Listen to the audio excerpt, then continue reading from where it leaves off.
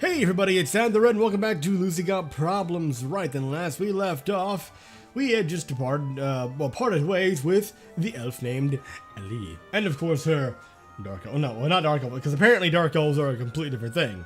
I hope you can see what those are, what they look like in this game, but yeah. My joke was, well, bad to begin with and proven to be incorrect in the context of the game. But anyway, this music is awesome.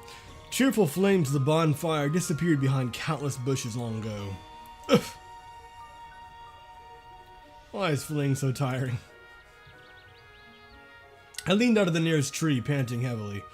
Running around in the woods turned out to be much harder than across training grounds.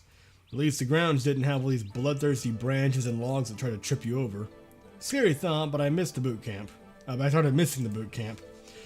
If I didn't switch Sneck into the night vision mode, at least one of my eyes would surely be left hanging on some branch as a souvenir. Ugh. I probably should have checked if I'm being chased by a dozen furious elves, but I had other things to care about. Like your ripped and torn outfit. What I would not give for a comfy sofa. Why is this forest so terribly furnished? There's nowhere to sit down and catch a breath because it's a wilderness. You don't usually, find lawn shade. Well, I mean, okay. Depending on where you are, like in certain urban areas, now you can go into the woods and find, chairs and shit. But that's usually a sign that you should get the fuck out before whoever the fuck has been living out there comes and finds you and turns you into less than living. Yeah, flips your life switch off. All this hassle sapped into my determination. You are not filled with determination. I wasn't gonna give Ellie up so soon, but what can just one succubus do against the mysterious forces of nature? Yeah. I had no idea how this elven jabberwock works. I've never actually heard any part of the word jabberwocky used in a... Then again, jabberwocky, if I'm correct, was made up by Lewis Carroll, so... Is this actually a real adjective? Okay, well, I mean, has it been applied as an adjective? Huh. If the keeper herself wasn't able to determine what the heaven is happening in this forest, what chance do I have? How do I decide to do next? I mean, I haven't even solved my own main mission here. Crap! Why haven't I asked Ellie about the Orb of Fate? Because it would have been a little too obvious, probably. Sure, surely knows something. What have I been thinking? This is my plan. Finding the elves and asking about the orb. Oh, well. Well, as you've just seen, finding the elves is gonna probably lead to, well, issues. At least if they're, anti-demon. Ellie already treated me with suspicion at first.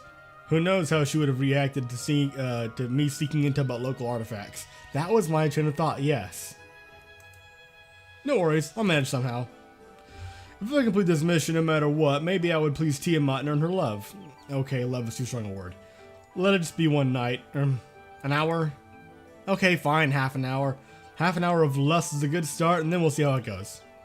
Only she would give me a chance. My imagination went back to drawing attractive pictures, but for some reason I couldn't sink into blissful dreams for good. I mean, I know almost nothing about the artifact I need to find. What if the Orb of Fate is some kind of weapon? There's a reason the Legion of Darkness seeks it. Surely Tiamat has some plan to use it, and this plan is doubtfully peaceful. It would be weird to have a peaceful plan during a military campaign, right? I mean, assuming you didn't want to put an end to the hostilities at any cost, and, if that cost didn't necessarily mean abject destruction, then sure, but somehow I doubt that's the train of thought Tiamat's going with. And if it's really a weapon, most likely it'll be used against the surface dwellers. If I accomplish my mission, what would happen to everybody? And if I don't accomplish it, what would become of me? Of course, Ellie thinks I could desert, but I doubt the Legion would let me go so easily. I'm not sure even thinking about it, escape is safe. After this, Tiamat would surely rip my head off. Oh, what should I do? On one hand, there's nothing good, and on the other, also nothing good. I knew it would come to this. Why are these moral choices so hard? Why can't anyone else just make them for me? Aha. Aha. I wanted to care about everything by myself.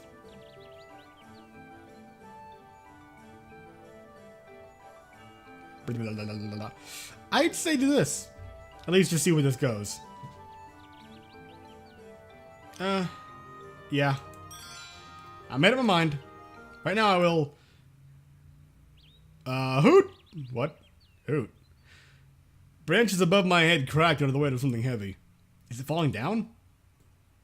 Wah! I barely had time to shut my eyes closed and cover my head before something soft gently brushed my face. A gust of air hit my cheeks and then the back of my head. I turned around just in time to see a large shadow soaring up, beating its wings heavily. Okay, I know that hoot generally means owls, but the reason I didn't immediately say it was because it went a hoot. And that didn't sound like... Owls don't... As far as I'm aware, don't normally go a hoot. That sounds fucking idiotic, goddammit. Are you mocking me? Quit it! Hey! This forest can really raise your spirits. Pain in the side lessened, and now my thoughts about the pursuit weren't looking as unimportant as before. I tipped my ears to find out where my chase would be. It's quiet. The more I listened, the more I got relaxed. Well, so... It's decided. Right now I should probably rest. Ellie told me the forest overmind of theirs has been malfunctioning lately. Even if Taya tries to use her elven mumbo jumbo to find me, there's no guarantee she would succeed. I gotta muster some strength before moving on. Besides, I need to evaluate my shaky position. I mean, literally shaky. What the... Before I had time to invent a proper cuss word, my legs sank up to the ankle in something viscous. And besides, thick, oozy, and most likely disgusting to look at, touch, taste, and smell. Ah! I yanked my foot... This is some over-the-top music, man. I mean, the music is good, it's just kind of like... Alright. I yanked my foot up as hard as I could, but the ground didn't even think of releasing me. Well, that's, yeah, that's quite the, Uh-huh. Alright. Yeah. Right. Even worse, after my attempt to escape, my legs sunk even deeper. Both my legs? What a stupid location this is! The ground only gulped in response. It was totally not letting me go. I tried to find some footing, but there was only a tree nearby where I was resting before. How did it not sink until now? I had no time left for the mysteries of nature. It was obvious that I can't stand in place. Thick mud was slowly but surely sucking me underground. While I've been thinking, my knees disappeared into a smoochy abyss. It seems the more I moved, the faster I was consumed by the earth. Yeah! There must be something here that can help me. I jerked my head in panic. Trees were growing sparsely in this area, but their mighty roots were popping out here and there above the surface. Like handrails. Maybe it's the roots that don't let the trees sink? If only I had reached them. The closest root stuck out not that far from me. I tried to reach it with my hand, but the result was only me almost losing my balance. So I had to change my strategy. Well, if this root won't come to me... Alright, root, stay where you are. I'm on my way. I started moving very slowly and deliberately, dragging my legs through the viscous mix of mud, grass, moss, and dark Lord knows what else. Now the dirt was tightly gripping my thighs, but I tried not to notice it. And what thighs? I mean, what? It seemingly became more liquid. Now the bubbles appeared on the surface more often. I wasn't sure if that was good or bad, but it's easier to move in liquid mud than it is in the solid one, so I wasn't one to complain. The precious root drew closer and closer. Here, almost a bit more. Well, okay. One clumsy move and I plummeted down, spraying dark ooze all around. My hands disappeared into the earthen tomb, and I realized that any attempt to wriggle out will only make it worse. Dirt immediately clung to me from all sides, gradually filling up any nooks and crannies between my suit and my skin. It bubbled between my breasts, sunk into my thigh highs, and slowly but surely snuck into my panties. But the most horrible is the fact the mud was still gradually drawing me in. It felt engulfing. I felt it engulfing parts of my body one by one, and with every minute its grasp became more and more irresistible, just as if I was being swallowed by a huge voracious creature. Wah! Spurred by this horrible thought, I desperately tried to pull myself out once again. What was I hoping for? Really? Okay. The ooze sprayed out of my cleavage and I sunk even deeper. Now dirt enveloped my breast entirely and approached my throat. I could barely move my fingers, and moving it away was entirely out of the question. Suddenly, my hand bumped into something hard and rough. Another unfortunate adventure, or... I desperately grasped my finding and pulled. It worked. I managed to move a bit further. The mud was blurbing right under my ear, but at least I was moving. Now I could grab the saving straw, or rather the saving root, with both hands. Here, a tad more. Gradually, inch after inch, I crawled out of the trap. The root turned out a reliable enough ally, and in time I reached the firm ground. My suit was still sticking to the body and smooched moistly with every single movement, but at least I was free again. Although completely out of breath and covered in mud. I almost turned to an earth elemental. I wonder if my insurance covers this. And every piece of me hurts. Maybe I shouldn't have fled the captivity. If you think of it, hanging all tied up on that tree was safe enough. Yeah, except for the whole death by beheading that would come later.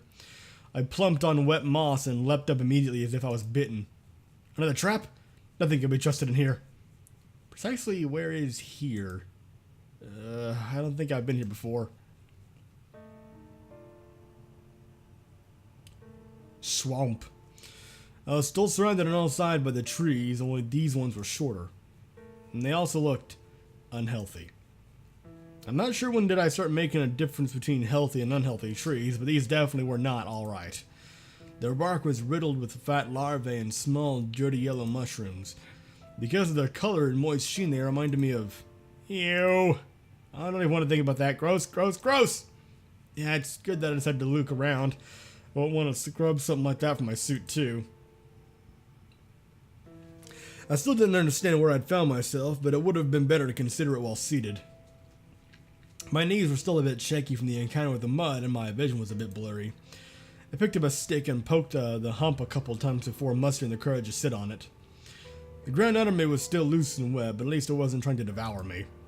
Probably it's the best I can hope for in a swamp. A swamp? I carefully turned again. Sparse trees were gnarled and distorted. Some were not as fortunate and sunk into the uneven ground so that only a few branches or roots were sticking above the surface. What at first glance looked like a green field got ripples from the slightest gust of wind. Here and there, pools of ooze were glistening. Well, yeah, there's no doubt. I stumbled into the swamp in the middle of the night, and I had not the slightest idea in which direction I should proceed. Since I don't know where to go next, I can at least go back. Where did I come from? I tried to restore the directions in my memory, but the more I looked, the more I got confused. All the familiar objects disappeared as if someone erased them on purpose. I hugged my knees and shuddered. Easy, easy, it's not too bad. I'll just sit here until morning and after dawn. We'll see. I'm a scout after all. Finding ways out of tight spots is my job. Tight spots is my job. Even if there's no way out... Oh, what am I saying? Hey, Lucy, don't pout. There's always the first time, and new experiences are awesome. After all, the more experienced you are, the better your CV is. I can view it as a unique opportunity. Not everyone gets to be hopelessly lost in a swamp where nobody would ever find them. I went silent. Usually banter would raise my spirits and help me concentrate, but now my thoughts were chaotic and they scared me. It's a bad place. I gotta get out of here as soon as possible. I shrunk. It must have looked very pitiful, a tiny lone figure amidst the vast marshes. It took me some time to realize I was hearing a song. What? Yeah, right. I was hearing a song, and a familiar one. It's a song I heard from Ellie. I'm here! Here! I skipped back up and started looking around. I think what you're hearing is actually the whole Song of the Forest thing. Can you pant with all that? No, I'm not gonna. But of course, Ellie couldn't leave me alone in such a terrible place. How did she come with the idea to sing instead of calling my name? It's genius! Even if Taya hears her, Ellie's plan would still hold. Who knows, maybe she just decided to sing a song in the middle of the night. She's an elf, right? Just an elf thing. I probably shouldn't have shouted so loudly and exposing myself, but I was too happy. Speaking of exposing myself, I just hope Ellie won't get in trouble because of me. The song drew closer and closer. Funny, but I couldn't determine which direction it came from. I already noticed how sounds might act strangely in a forest. I had to wait until I noticed Ellie, or she notices me. I stepped uneasily and turned around. Something's not right. Ooh! Hi? Little sparkle dazzles. Who are you? What are you? A figure was lightly treading over the viscous ooze among felled tree trunks. You'd like some kind of will-o-the-wisp or something? Or a ghost, or... I don't know. I could discern it even in the fog. This song. I figured that could not belong to Ellie. He's wrong. A song that could not belong to Ellie. A song about insanity and destruction. Suddenly, everything went silent. The figure froze a dozen yards away from the place where I was standing, pale and white, shrouded in mist. Oh, Jesus Christ! It was staring at me. Oh, crazy eye. Run, Lucy. Fight! I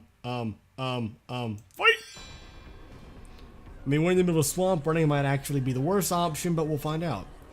A dagger flicked in my hand before I could think again. Was I gonna fight with this? To the side!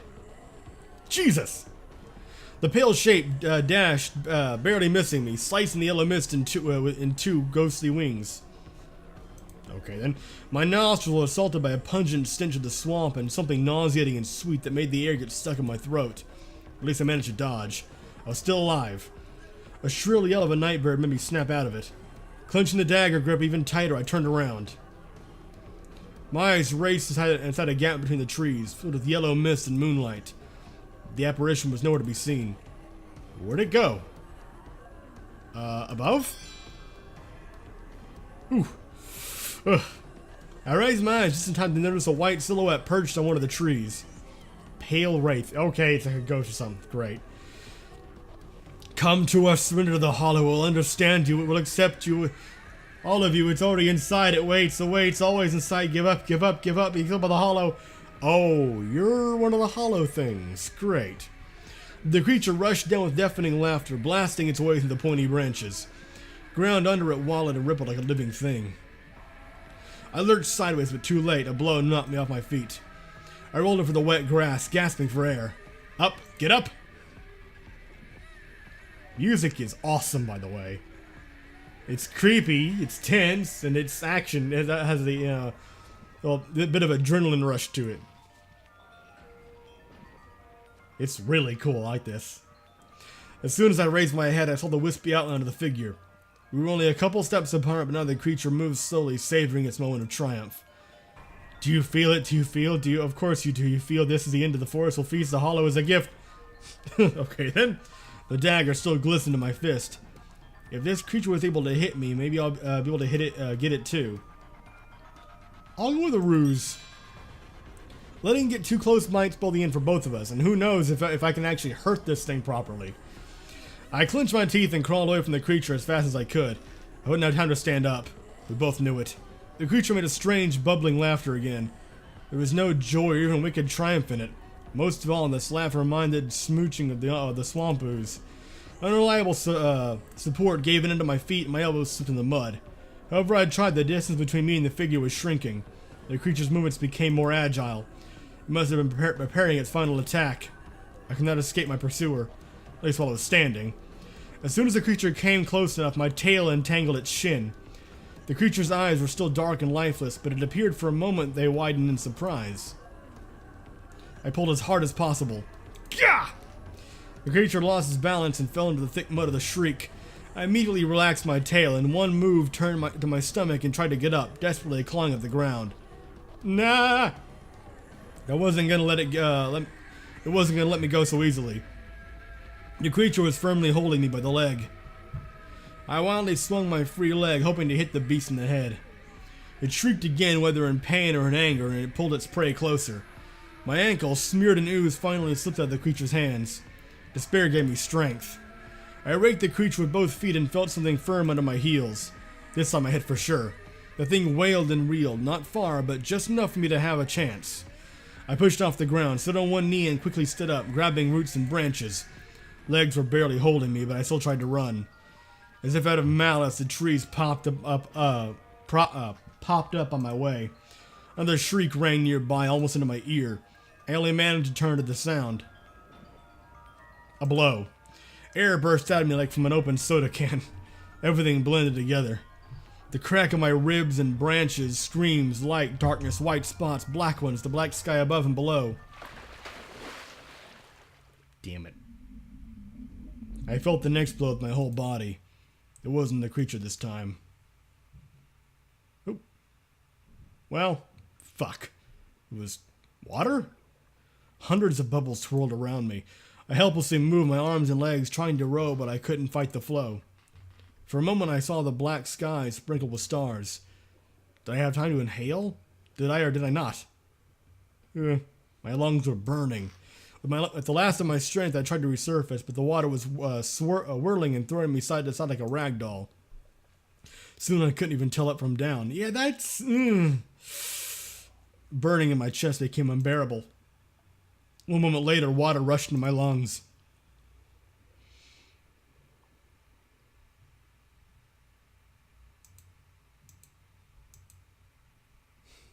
Oh, the night is dark and full of terrors. Bzzz. The buzz of the alarm clock became more and more annoying. Oh, I reluctantly wallowed under the blanket. Warmth was flowing all over my body, except maybe left foot that was blown over by a pleasant breeze. Oh, more minutes. Bzzz. Insolent clock. I told you 5 more minutes. Who's enchanted this junk? I wriggled again, this time with displeasure. My consciousness slowly cleared, even though I was against it. Why is this despicable piece of trash spoiling my morning? Bzzz. Shut up, I said! Without opening my eyes, I swung my hand in the air, slipped off the bed, and found myself in the water. Nah! Why is there a flood in my room? I started flailing my arms and legs in panic, and painfully hit my knee over the floor. I mean, the river bottom. Yeah, it was definitely the river bottom. It definitely was the river bottom.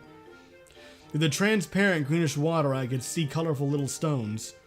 Tiny fish already got used to my legs' existence and decided to play catch around them. And of course, there was no bed nearby. Instead, there was a huge log that lazily floated away from me down the stream. Bzzz. Wait. I'm not in my barracks. I am standing waist deep in the effing river. Why is there an alarm clock? I started looking around in search of the source of the sound. What in the fuck? I can't even... I don't... Why does it have a newspaper? Right above my head there was a huge mosquito. If a creature the size of a boar could still be called a mosquito. Nah! Go away, go away, go away! Judging by the sound, the mosquito did an attempt maneuver above my head. I haven't seen it myself because I was busy running in circles screaming. Until I finally stumbled on something and splashed face first into the water again. When I turned and got on my back and stared at the mosquito above me was gone. Phew. They probably flew away to find a more cooperative dinner. The flow was dragging me further and further down the river. At least, this time I wasn't drowning. Warm water gently carried me forward, caressing every inch of my naked skin. Since it's so, why not go with the flow a bit? That's adorable. Oh my god, it's so cute. I wasn't even upset with the sorry state of my equipment. Of course, I'd be reprimanded by the decanus, but at the moment I was thankful for every tiny hole in my suit. Slowly, one by one, the memories of past events emerged in my head.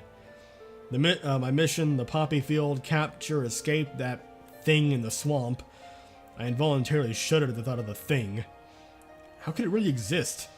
And what's more surprising, how could I have survived an encounter with it? That's a very good question. I thought I was gonna die for sure. I wonder if it was a hollow one. I could swear this thing was once an elf girl. Oof. Hope we won't see each other ever again. What an unpleasant thingy. No wonder the forest feels bad if there's something like that infesting it. I'm curious how many more things like this might be here. Actually, no, I'm not. Should find the Aura of Fate soon. I felt a transient touch. Huh? Must be a small fish. Does it float downstream too? Or does it struggle to go against the flow? For some reason, I felt sadness. Something moved inside me like guilt? Or maybe I was just hungry. It is hard to tell guilt and hunger apart. I can vouch for that, totally. If the forest really was spoiled because of these creatures, I doubt I would be able to help Ellie. Maybe I should advise her to immigrate. If only I would... Something to touch my thigh again. This time the stroke wasn't so light. If I didn't know there were only fish and pebbles in this river, I would have thought that someone would push me on purpose. The same feeling repeated on the other side. Someone pretty strongly hit my thigh. Water around me covered in ripples. Well, you know what? I'll leave this decision for the next episode. I've gone a little over how the time limit I wanted to anyway, so thank you for watching. I hope you enjoyed, and I will see you next time.